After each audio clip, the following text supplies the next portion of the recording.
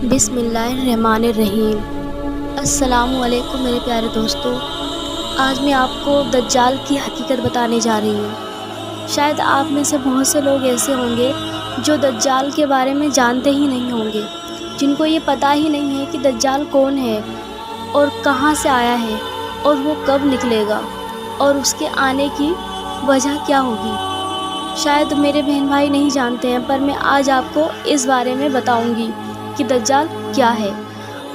हम सब आजकल देख रहे हैं कि इजराइल और हमास के बीच जो वार हुआ है अभी, तो उसमें बहुत सारे जो फ़िलिस्तीनी लोग हैं उनको मारा गया है, और जिसमें नुकसान हो रहा है वो फ़िलिस्तीनी भाई बहनों का हो रहा है। दोनों के वार में बेचारे वो लोग पिस रहे हैं, और बहुत से बच्चे ऐसे हैं जिनको ज़िंदा ही मार दिया गया है, और बहुत से बच्चे तो ऐसे भी हैं इनमें से जो अभी तक हॉस्पिटल में हैं, पर बचेंगे या नहीं बचेंगे इनकी कोई उम्मीद नहीं है। तो क्या आप जानते हैं ये जो फितना जो फैलाया जा रहा है और जो ये जंग हो रही है, और जो लोग आजकल झूठ बोलते हैं, गलत काम करते हैं और गलत काम को नेकी का अंजाम देते हैं, कहते हैं हम नेकियां कर रहे हैं, इन सबको आप जानते हैं क्या कहा जाता है?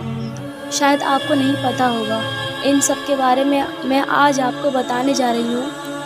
पूरी जानकारी जानने से पहले, मेरी इस वीडियो में आगे बढ़ने से पहले, आप प्लीज़ मेरे इस चैनल AHS स्टोरीज़ को लाइक करें, सब्सक्राइब करें और शेयर करें, और प्लीज़ कमेंट करना मुझे ज़रूर, क्योंकि अगर आप मुझे कमेंट करेंगे तभी मुझे पता लगेगा कि आप मेरी वीडियो को पसंद कर रहे हो। और अगर कमेंट ना भी करें तो प्लीज़ सब्सक्राइब ज़रूर करना, क्योंकि आपके सब्सक्राइब करने से और ये जो आप बेल देख रहे हैं इस पर प्रेस करने से मेरे पास मेरी जितनी भी वीडियो बनेगी वो सारी नोटिफिकेशन आप तक पहुंचती रहेगी। तो प्लीज़ मेरे प्यारे दोस्तों सब्सक्राइब करना ना भूलें।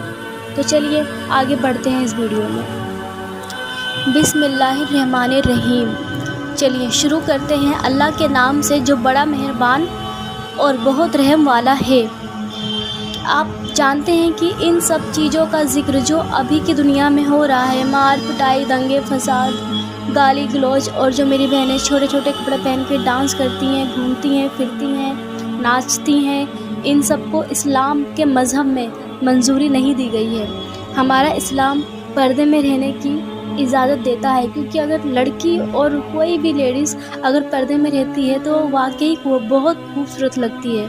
सर पे दुपट्टा जो भी रखती हैं उनके चेहरे पे बहुत ज़्यादा अल्लाह नूर अता फरमाता है, आपने देखा होगा बहुत ज़्यादातर।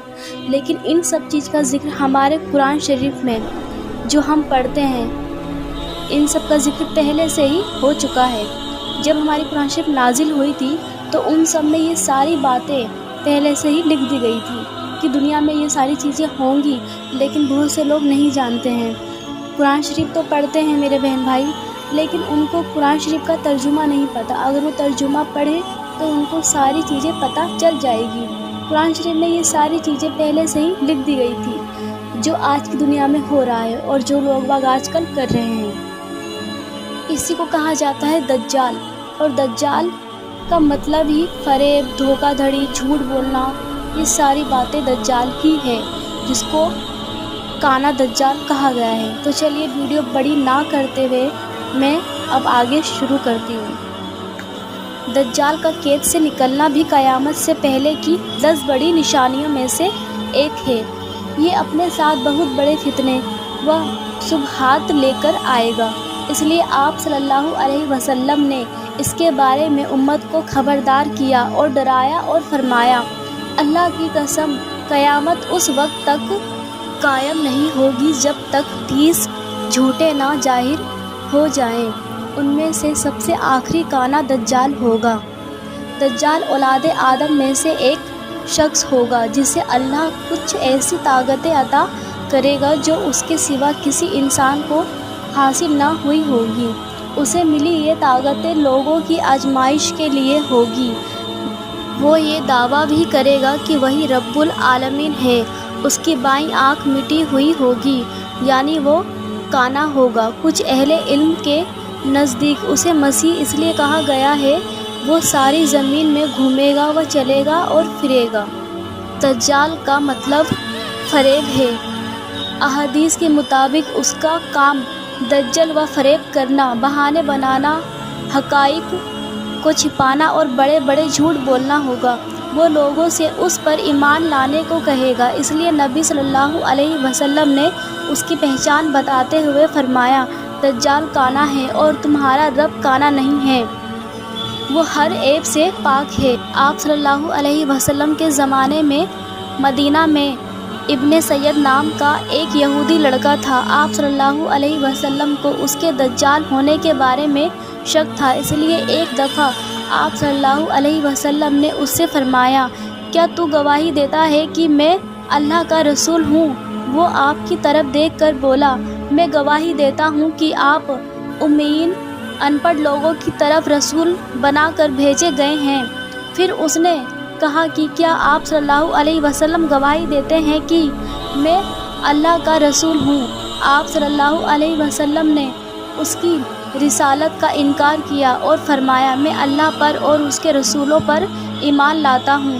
پھر آپ نے ابن سید سے پوچھا کہ تجھے کیا نظر آتا ہے؟ اس نے بتایا کہ میرے پاس سچا اور جھوٹا آتا ہے۔ تب آپ صلی اللہ علیہ وسلم نے اس سے فرمایا، میں نے تیرے لیے دل میں ایک چیز چھپا رکھی ہے۔ ابن سید نے دکان کہنے کی بھرپور کوشش کی، لیکن لفظ ادا کرنے کی اسے توفیق نہ ملی، وہ صرف دکھ ہی کہہ سکا۔ آپ صلی اللہ علیہ وسلم نے فرمایا، پھٹکار ہے تجھ پر، تو اپنی حیثیت سے آگے نہ بڑھ سکے گا۔ حضرت عمر رضی اللہ عنہ نے عرض کیا کہ مجھے اجازت دیجیے کہ میں اس کی گردن اڑا دوں۔ آپ صلی اللہ علیہ وسلم نے فرمایا، اسے چھوڑ دو، اگر یہی دجال ہے تو تم اسے نہیں مار سکو گے، اور اگر یہ دجال نہیں ہے تو اسے قتل کرنے سے کوئی فائدہ نہیں ہے۔ ابو سعید خدری رضی اللہ کا بیان ہے کہ ایک سفر میں جب ابن سید ان کے ساتھ تھا، اس نے کہا، ابو سعید، لوگ میرے بارے میں جو باتیں کہتے ہیں اس پر میرا دل چاہتا ہے کہ کسی پیڑ سے رسی لٹکا کر خود کو پھانسی دے لوں۔ ہو سکتا ہے کہ دجال کے بارے میں آپ صلی اللہ علیہ وسلم کی حدیث کا علم کسی اور کو نہ ہو، مگر تم انصار سے چھپی نہیں ہے۔ کیا اللہ کے رسول نے یہ نہیں فرمایا تھا کہ دجال بانجھ ہوگا، اس کے کوئی اولاد نہ ہوگی، جبکہ میں اولاد والا ہوں اور میری اولاد مدینہ میں موجود ہے۔ دجال مکہ و مدینہ میں داخل نہ ہو سکے گا، جبکہ میں مدینہ سے آ رہا ہوں اور مکہ جا رہا ہوں۔